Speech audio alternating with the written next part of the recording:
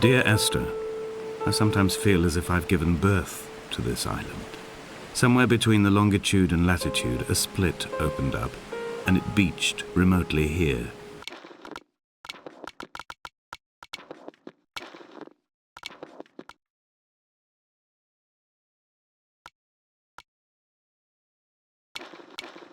No matter how hard I correlate, it remains a singularity, an alpha point in my life that refuses all hypothesis.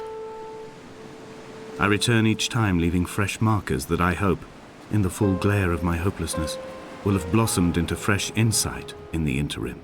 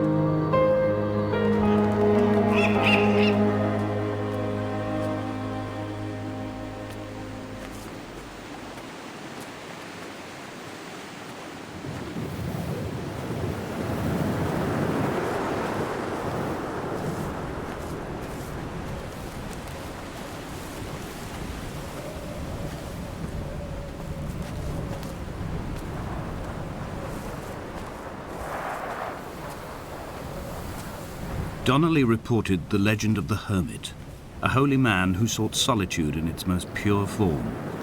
Allegedly, he rode here from the mainland in a boat without a bottom, so all the creatures of the sea could rise at night to converse with him. How disappointed he must have been with their chatter. Perhaps now, when all that haunts the ocean is the rubbish dumped from the tankers, he'd find more peace. They say he threw his arms wide in a valley on the south side, and the cliff opened up to provide him shelter. They say he died of fever 116 years later. The shepherds left gifts for him at the mouth of the cave, but Donnelly records they never claimed to have seen him. I have visited the cave and I have left my gifts, but like them, I appear to be an unworthy subject of his solitude.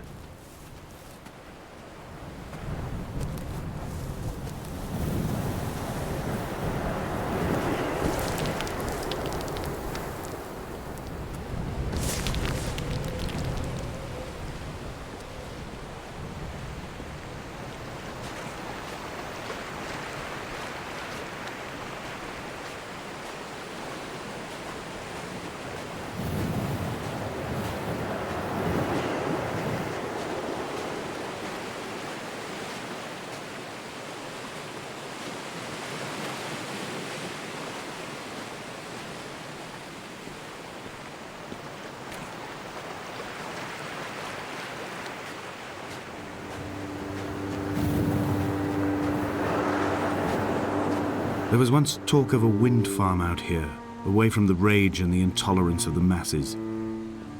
The sea, they said, is too rough for the turbines to stand. They clearly never came here to experience the becalming for themselves. Personally, I would have supported it. Turbines would be a fitting contemporary refuge for a hermit. The revolution and the permanence.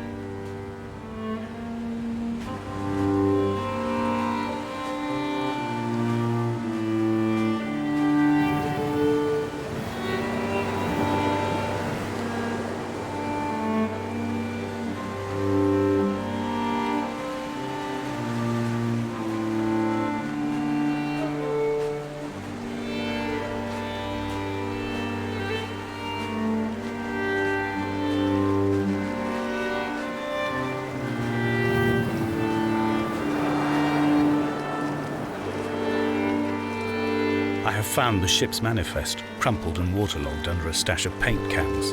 It tells me that along with this present cargo, there was a large quantity of antacid yogurt bound for the European market. It must have washed out to sea. God knows there are no longer gulls or goats here to eat it.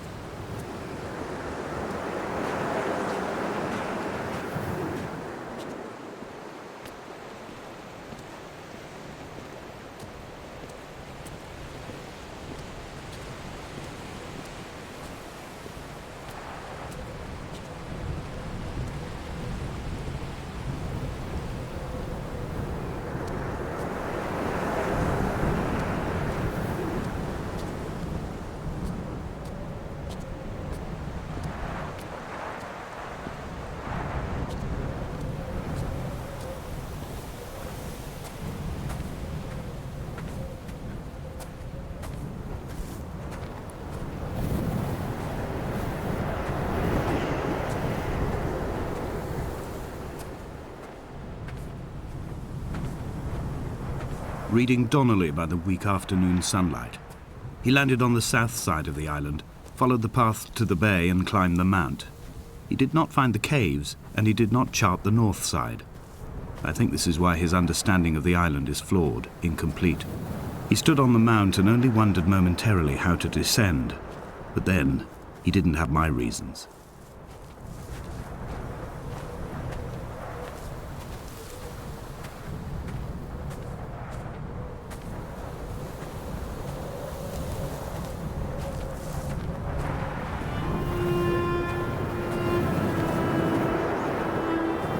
When someone had died or was dying, or was so ill they gave up what little hope they could sacrifice, they cut parallel lines into the cliff, exposing the white chalk beneath.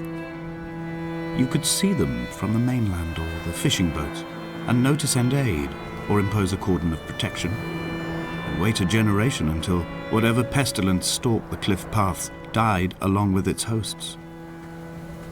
My lines are just for this: to keep any would-be rescuers at bay. The infection is not simply of the flesh.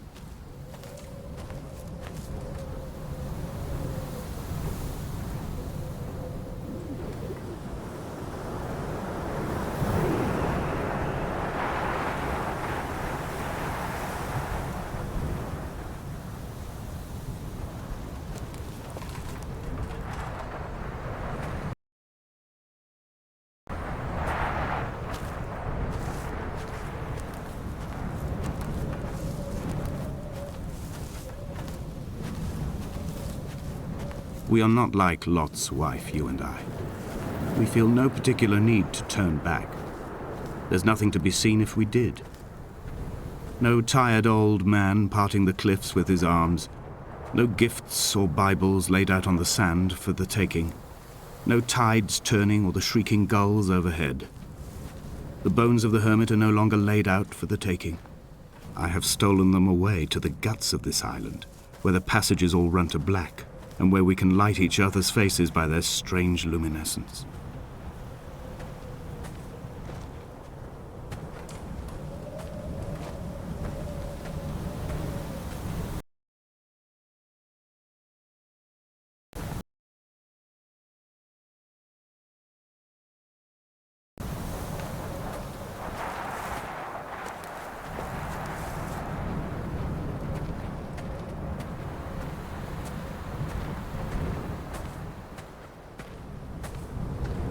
Dear Esther, I met Paul.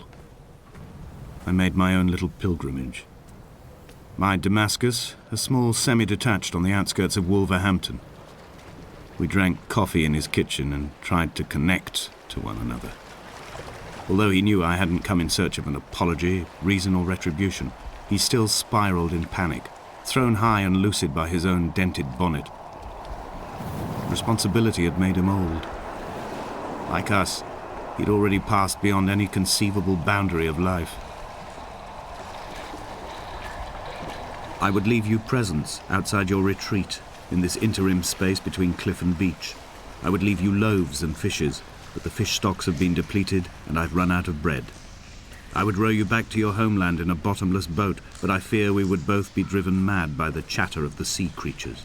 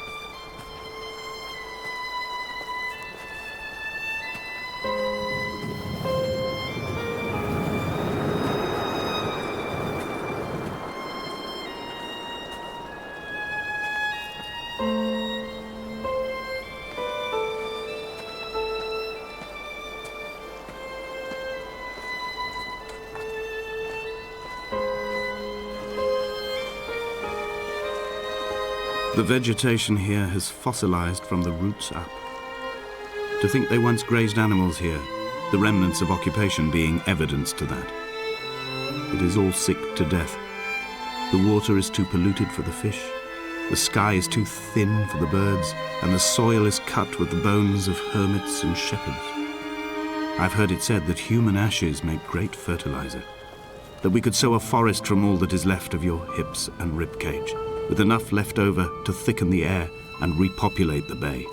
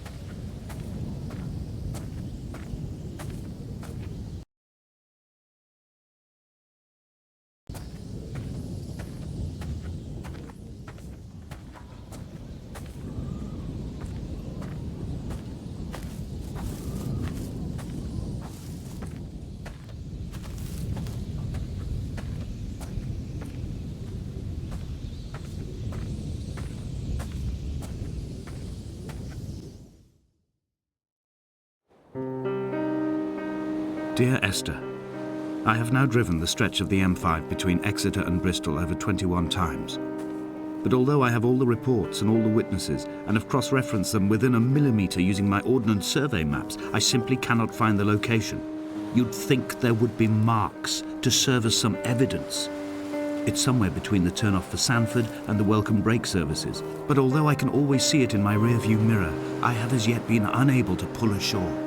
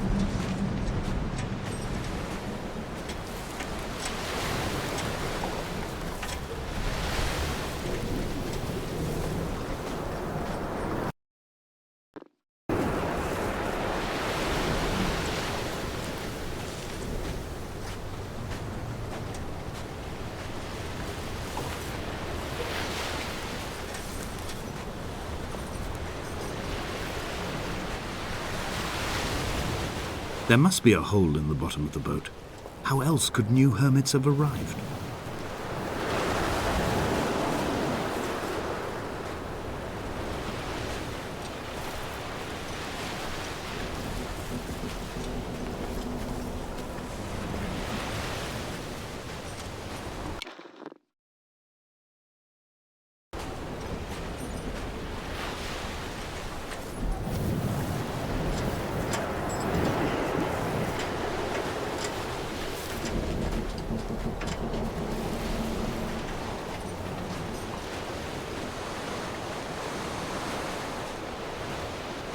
I had kidney stones and you visited me in the hospital.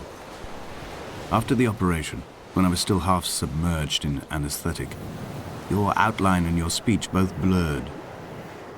Now my stones have grown into an island and made their escape, and you have been rendered opaque by the car of a drunk.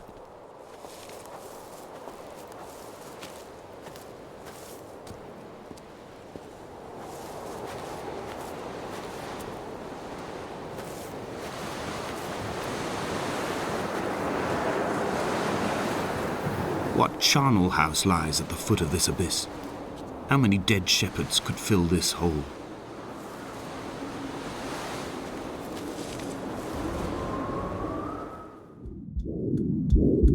Come back.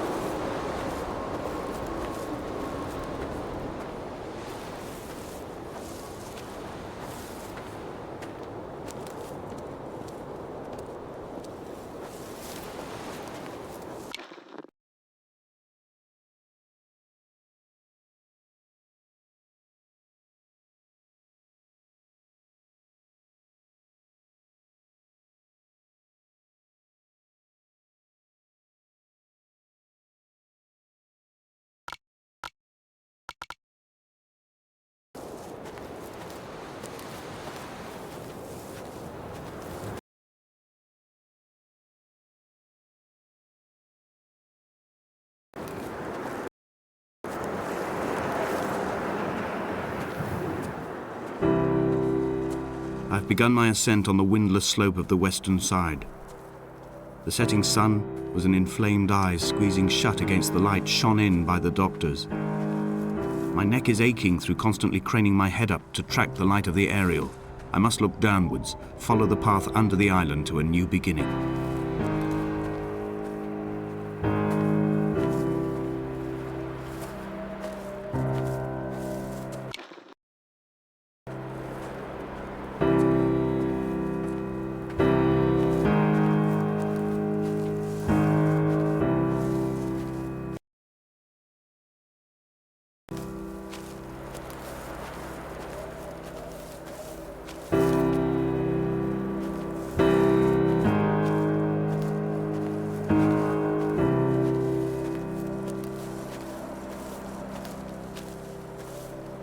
The bothy was constructed originally in the early 1700s. By then, shepherding had formalized into a career.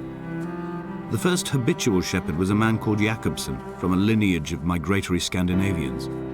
He was not considered a man of breeding by the mainlanders. He came here every summer whilst building the bothy, hoping eventually that becoming a man of property would secure him a wife and a lineage. Donnelly records that it did not work.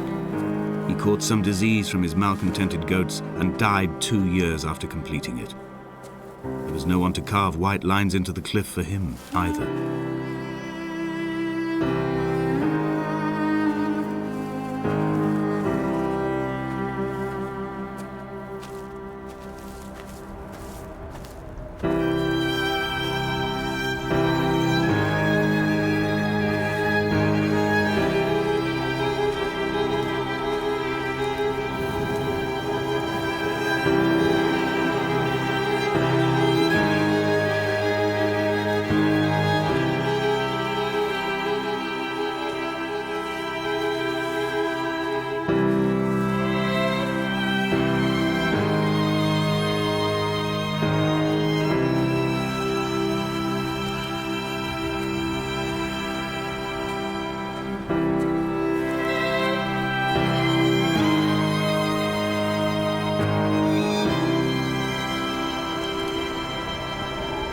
Inventory.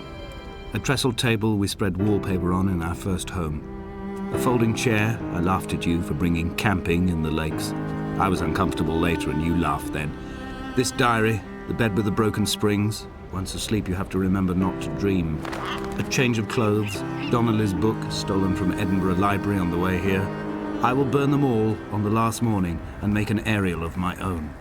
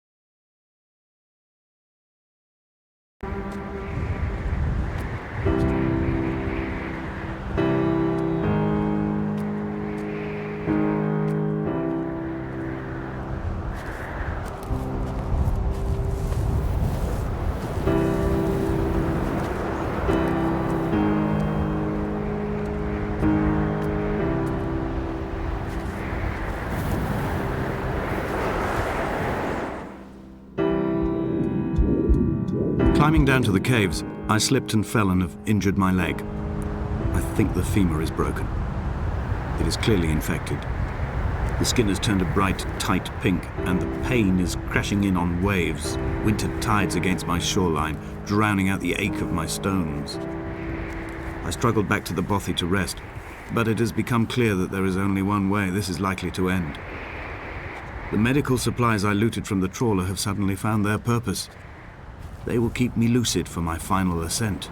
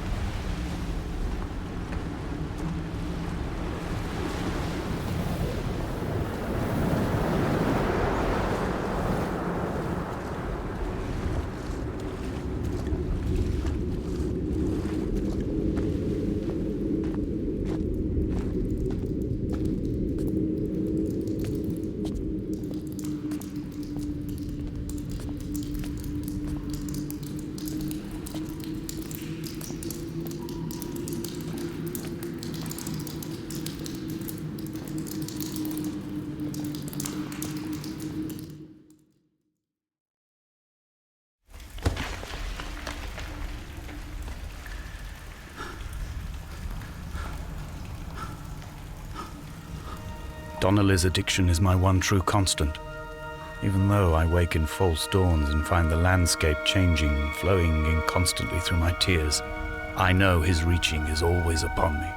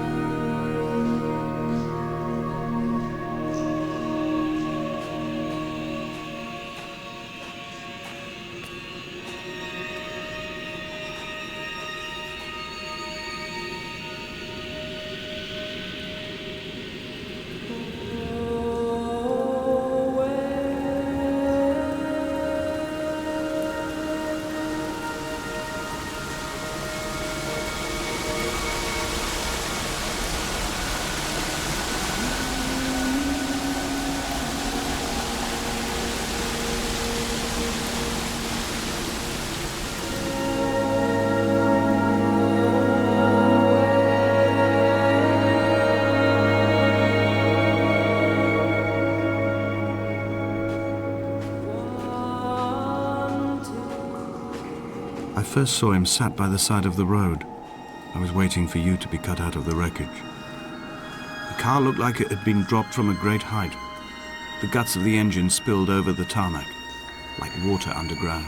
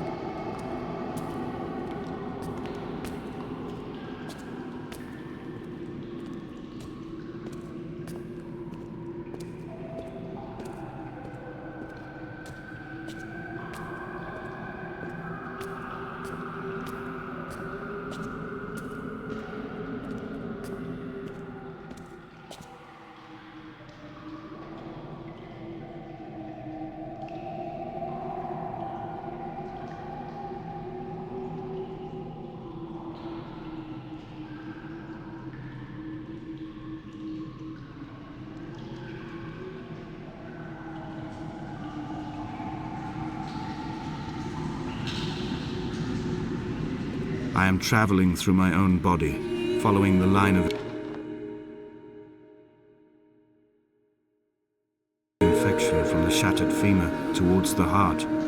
I swallow fistfuls of painkillers to stay lucid. In my delirium, I see the twin lights of the moon and the Ariel shining to me through the rocks.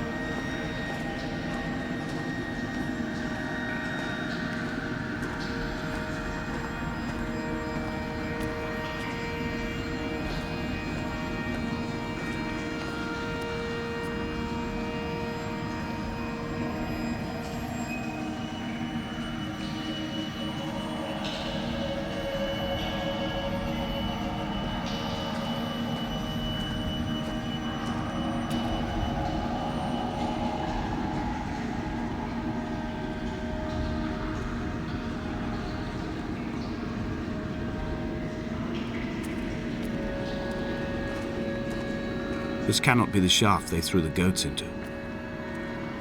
It cannot be the landfill where the parts of your life that would not burn ended up. It cannot be the chimney that delivered you to the skies. It cannot be the place where you rained back down again to fertilize the soil and make small flowers in the rocks.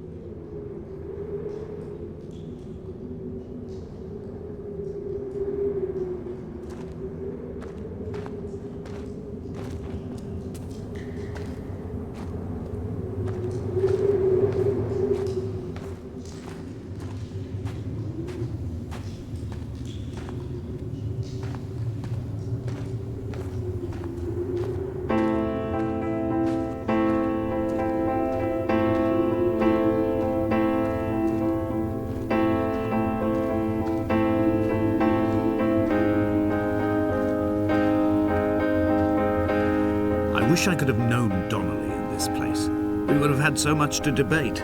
Did he paint these stones or did I?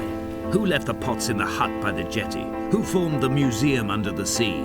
Who fell silently to his death into the frozen waters? Who erected this godforsaken aerial in the first place? Did this whole island rise to the surface of my stomach, forcing the gulls to take flight?